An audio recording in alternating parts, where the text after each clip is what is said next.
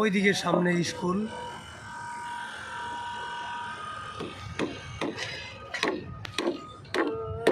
আজ বৃহস্পতিবার আছে, একটু ভিডিও করে নিচ্ছি। ফির চলে আসলাম ভিডিও করতে। কতটা এরিয়া কাজ চলছে, অনেক বড় এরিয়া,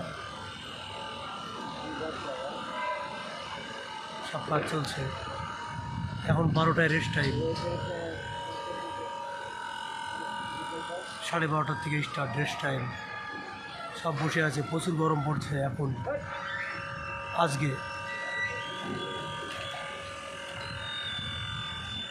গরমের তাপমাত্রা বেশি আছে, 47 ডিগ্রি আছে, 47। সব কাজ করছে, কাজে ব্যস্ত।